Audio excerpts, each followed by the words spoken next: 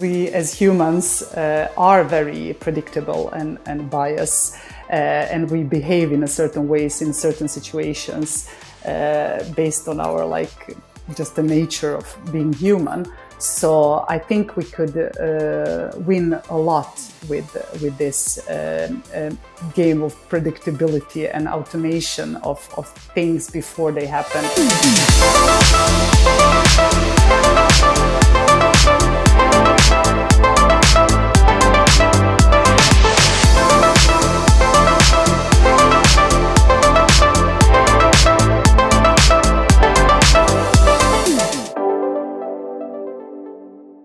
Hello and welcome to The Big Leap presented by CleverTap, the world's #1 retention cloud. And we shine a light on others who are best in their class.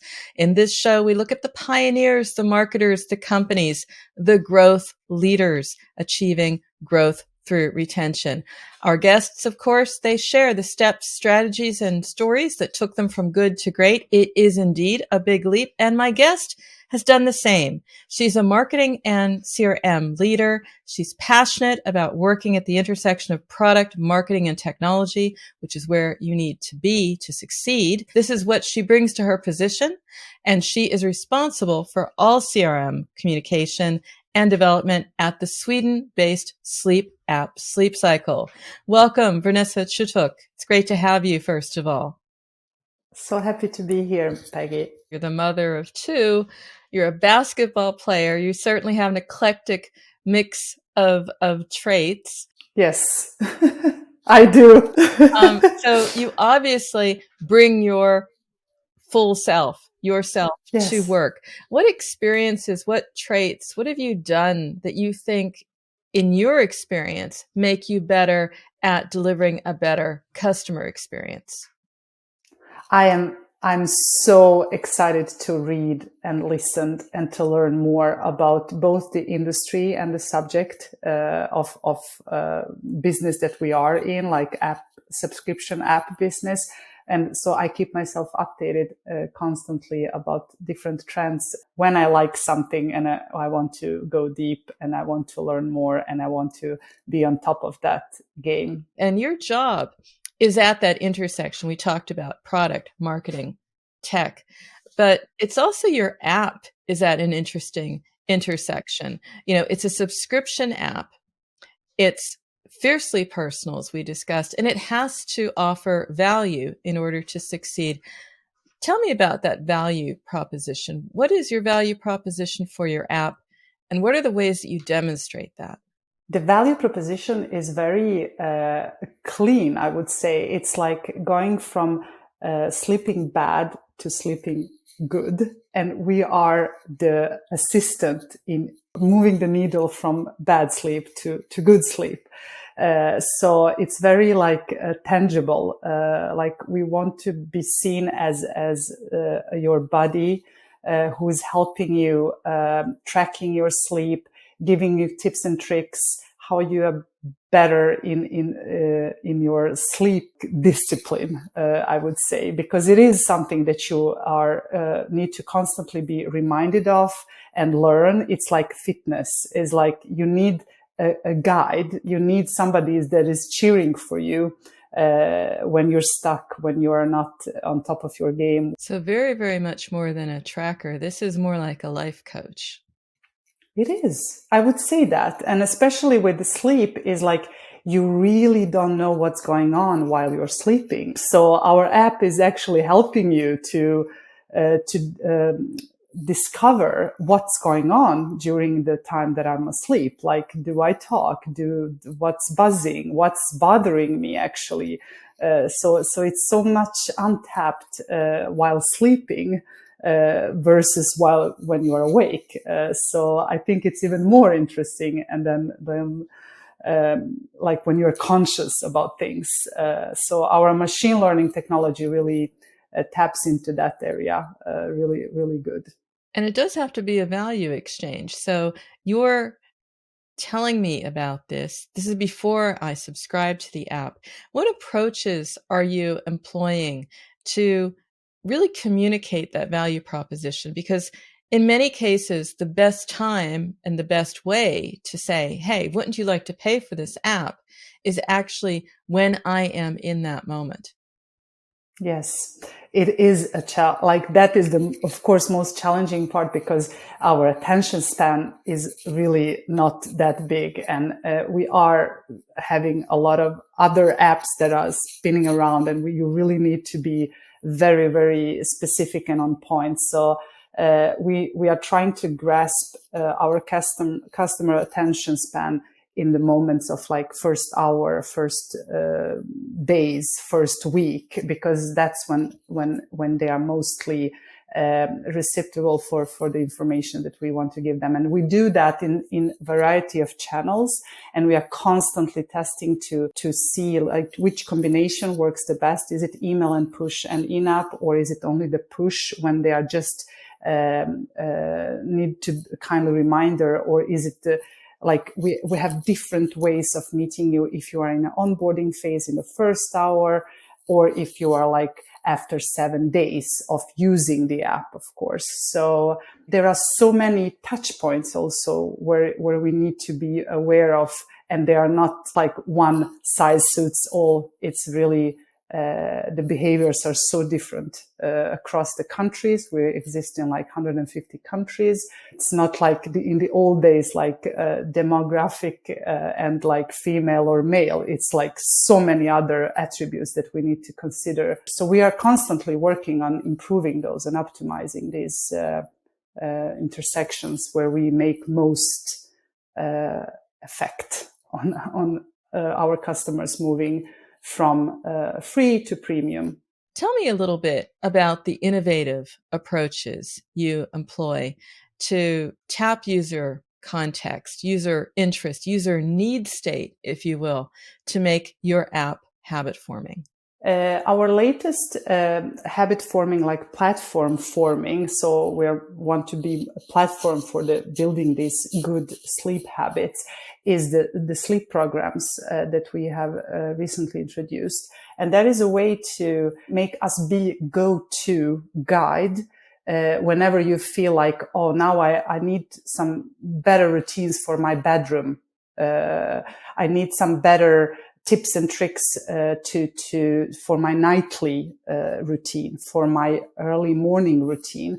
So there we are trying to be again the guide, but also go to space. So you have this space that you can go to, but also you can tell others if they have challenges that they could go to that place. I was just thinking, sort of like the one stop for me to improve my sleep and to understand that. And when you were talking about that, I was thinking, I'm getting headaches sometimes when I wake up, and I'm thinking I'm probably in search of the perfect pillow. And wouldn't I love an app that would tell me that? Because that is important.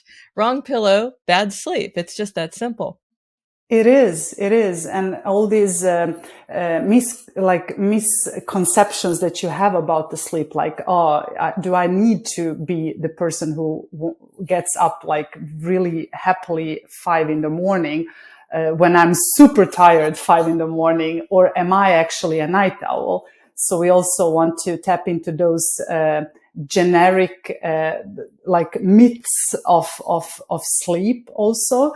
And one of them is definitely like, is it a pillow, or is it me, or is it something psychological, or is it the 2 beers that I was drinking the night before? Then you can use our sleep notes and track if that impacted badly on your sleep. So because it's super individual, and we have the concepts of sleep, and it's like we have that are generic, but in the end there are like so many influences that influence your sleep, like how cold or warm is it in your bedroom, how dark is it. And we also have scientists working for us that are sleep expert scientists, so it is also comforting that it's coming from the science angle as well. Read in between the lines here, Vanessa. I'm thinking, a big part of this is absolutely the conversation that takes place on the different channels. And we'll get to that in a moment.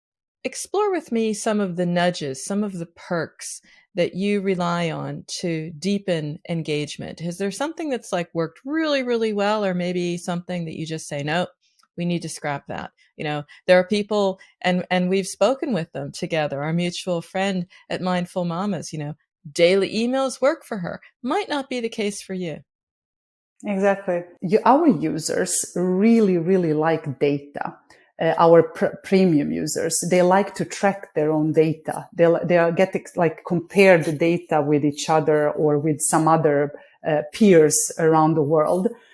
So for us, it has worked really well to stay on top of the game of the features that are kind of nerdy, kind of cool for these type of people who are really into knowing so much about their sleep and tracking their sleep. And they've been with us for many years since the start, since 2009. That is one of the things that worked really well, that to be we are tracking the snores, the bird sounds, the different nerdy stuff that are caught during our sleep. And that makes it the curiosity, the nerdiness, the data, all this. I think one of our, at least, good, top of mind, that we are on top of mind, that we're technically front running. We are now implementing also ChatGPT features in our app. It's interesting that you have such an audience of nerds. I mean, I'm thinking about well, not nerds. I mean, people who are really into data. Yes. When you think about segmentation, your segmentation must be quite interesting, because it's not just going to be a combination of demographics and behavior. You probably have very interesting segments. Some people have the champion users. I guess you have the champion data freak. Yes. And that is exactly what we are looking into at the moment, our customer data mapping.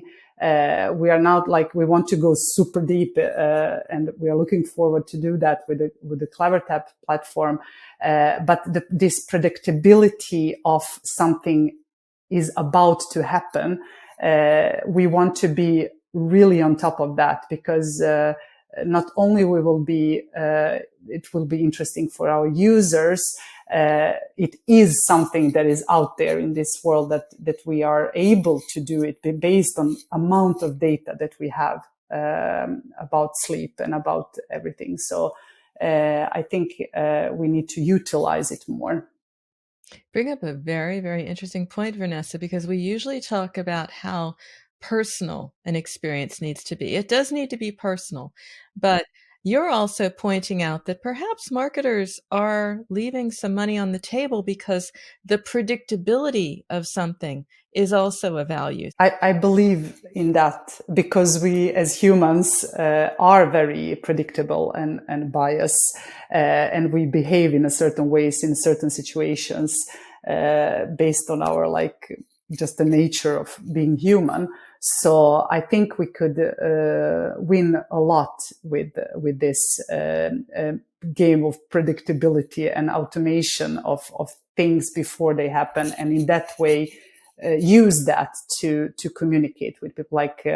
All the anti-churn activities could be completely based on predictability mechanisms, or if the person that has trialed what is the probability of them going premium, etc. So I think there is super untapped power in this, definitely. Absolutely. And enough data certainly. Exactly. And working the way you do, you also have the ability to say, this is the history of data up to this point. So again, a baseline to compare that to, and build models that are robust. Yes, definitely. I really want to do this properly, and especially in this age of AI. It's even we need to implement this as default way of doing this. It should not be something like, oh, that is so special. I think it's going to be something that is going to be by default implemented in our way of working. I can hear the excitement, because when you can start to recognize patterns, then CRM becomes more management as well. Right now you can't really manage a lot. You're looking at data and saying, this is what it's telling us. But if you can look at it differently, then you start to actually really manage the customer relationship. Exactly. Super good way of putting it. It's like I'm then managing the different behaviors, instead of like, okay, let's look at this, let's try to combine this and make it a hypothesis that we are testing. Instead of, it will be like already out there, which is already out there. We just need to different way of looking at it. Yeah. Well, let's talk a little bit about the conversation itself, because you're a subscription app. So you want to promote premium features. One of these, as we discussed, will be predictability. More and more, it'll be like, this is the app that not just tells you what you're doing, but helps you discover, helps you understand. And that's a value proposition that's very, very attractive. But what do you actually use when you're trying to convince or convert? This is not top of the funnel when you're getting the users in. This is when they're mid funnel and you're saying, yo, we're going to move you from free to fee. What are the approaches that work best for you? Again, I must say it's a combination, but definitely combination both of channels and the message. So for our nerdy customers, definitely like there is a new feature here, and it's super cool. Check it out. It's premium, but check it out, would be one. And we could communicate that with a push message. It doesn't have to be like long content thingy, but it could be just a really spot on a message that comes timely in their phones, so they can see it. People are a bit narcissistic and they like to see the world from their perspective and then compare it, of course, with others. But so that is also something that both like individual data, but also what the features and the products and things that we've been working on. I think it's important to both to be on top of the mind of the customers that, but they are doing this, or they are like very front runners in this area, but also that they see that we are good at what we do, so that there is a trust built there. So what you're saying is a bit of a social proof to say, well, here's where you are, but compared to our customer base, 90% or something is just like you. They're all night owls. I'll just exactly. Exactly. I think people they don't like, they want to first see if is this normal? Am I normal? Like, am I normal? That is one, like, check. Yeah. And then the next check could be like, but I'm good compared to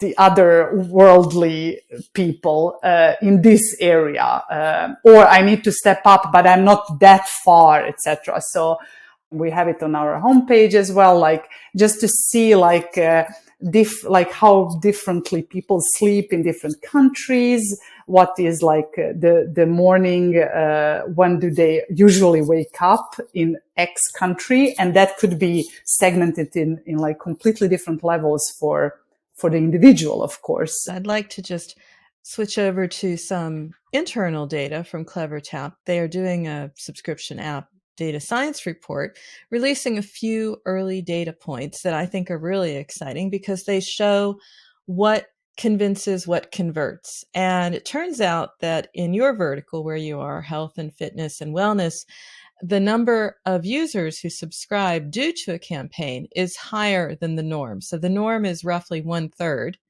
And in your vertical, it's 42%. So clearly marketing matters.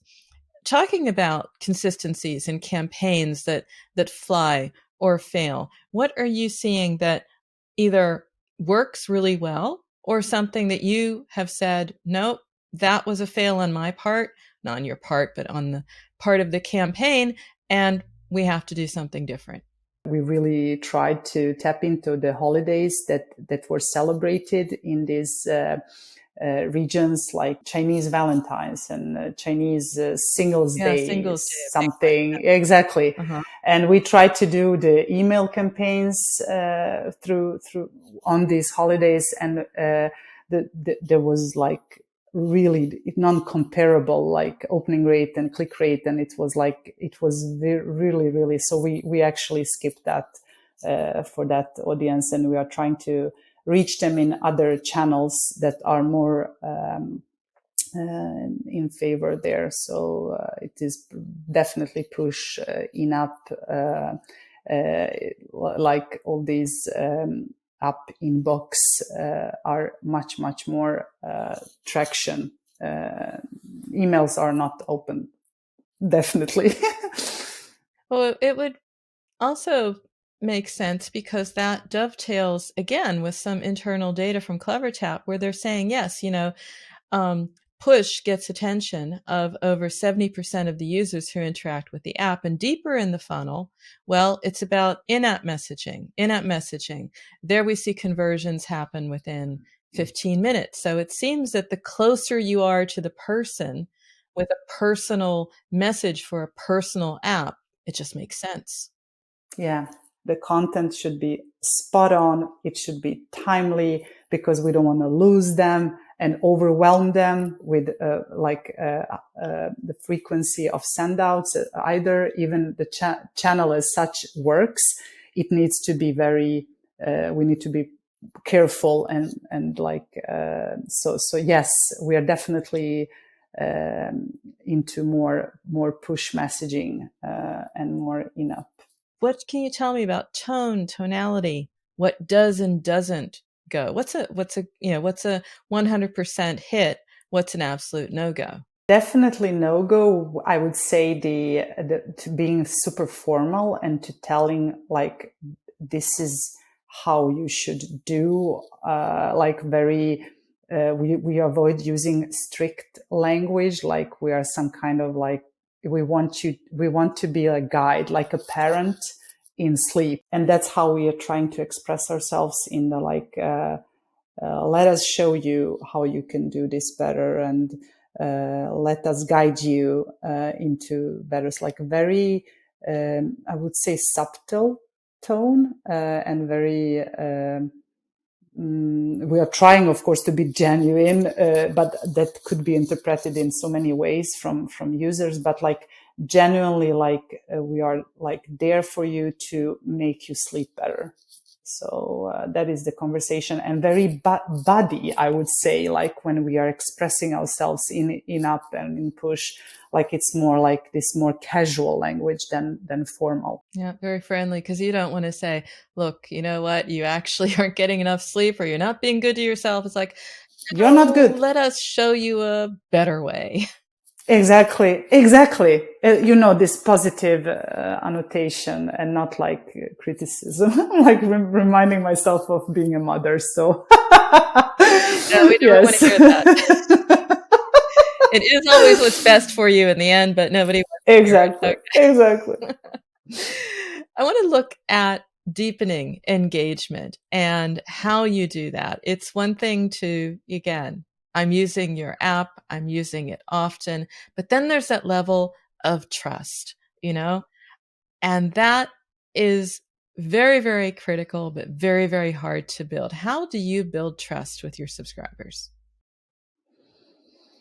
It is, when you say trust, it's like something that happens over time. And it's something that is, I hope that we do it by, in every way we are expressing ourselves, even if it's in app, through CRM communication, on our site, it is over time and engaging, and it's super hard to track. Like the trust is like, okay, how many, maybe the formal proof is how many reviews you have and how many stars you have in the Apple or Android score rating, thinking about it in any interaction that you have in the customer, that is like, are we actually like, we do this genuinely trustworthy? It is what we are saying is coming from a place of like, we want you well, we want this to come through. If you didn't understand it, we want.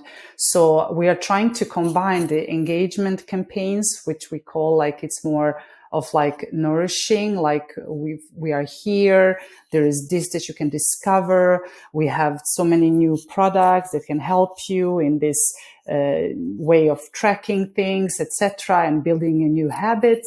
But then we have also these more commercial like conversion driving campaigns, where we tap into the holidays, where we are very like more on this. So the combination of both is like that builds trust, I guess. So we're talking about how to deepen engagement. The end game, of course, always is to increase retention. Tell me a little bit about your golden rule to grow through retention, but also what you're doing to absolutely bake it into your brand experience. I see that as like golden members who behave in a certain way, and then we have a little bit like silver, and then we have a bronze, and then we move them. The bronze to silver is probably not such a big gap, and then we have the silver to gold. Similar, like you have like golden members that join a customer club or VIP whatever treatment or similar. So we are in a process of really going deep and mapping those behaviors that are specific for different type of groups, and see. And there as well, it would help us tremendously to have the predictability. I think that would be solved much better and easier with not doing the customer journey mapping and behaviors by a human, but by a machine. We started out talking about you as a CRM expert and how you shape the experience, but it's another to learn from that and what might be coming next. So speaking as an expert, looking out there, looking around corners, what should growth leaders, what should CRM leaders know about what's coming next that will change their planning right now? I think I talked about it so much, what I think is upcoming. I think it's predictability. It's super, yes. And I think this yes. And also the actual implementation on all of these new AI tools that been popping up. But it's not about AI tools. It's about the different way of doing things. And in that different way of doing things, I think it will be crucial that individuals keep themselves up to date, how they will incorporate this. And by individuals thinking about that, also organizations and companies need to understand, how will we incorporate this new way of working, so we have this flow instead of this being like a disruption for the current way. So how do we partner? And by that, the leadership of such individuals and in such organizations needs to step up and be different also, because we are not going to do this. It will be more automated, and by then we need to lose some stuff and win some stuff. So the whole, I see that the whole space will need to change and implement this in a correct way for everything to really bring effect and fruitful conversations and campaigns and everything, the growth. And to your point, it brings us almost full circle. And we didn't plan that, but we are full circle, because the future marketer, the future CRM expert will have to be curious, will have to be collaborative, will have to want to know how to do things differently and be open to that, which, as we started out, Vernesa, was exactly what is in your DNA. So I would say you are future proof. Thank you. That's a great confirmation. Which means we will continue the conversation many times over. Again, it has been a delight, Vernesa, and I do sincerely mean that. We were on a webinar together, now a show. Look forward very much to continuing the conversation. And thanks so much for sharing today. Thank you so much, Peggy. I'm happy to be here. And this has been The Big Leap. For our audience, we also publish this video as a podcast, which is easy for you to consume on the go, on the train, on the plane, wherever you may be. And if you're listening to the audio version, you can also see the video. Just search for The Big Leap on YouTube. This show is all about shining a light on amazing marketers who took the big leap to achieve growth through retention. So if you have a story to tell, hook up with me on LinkedIn and we may get you set up with a show of your own. Until then, this is Peggy Anne Salz for CleverTap and The Big Leap.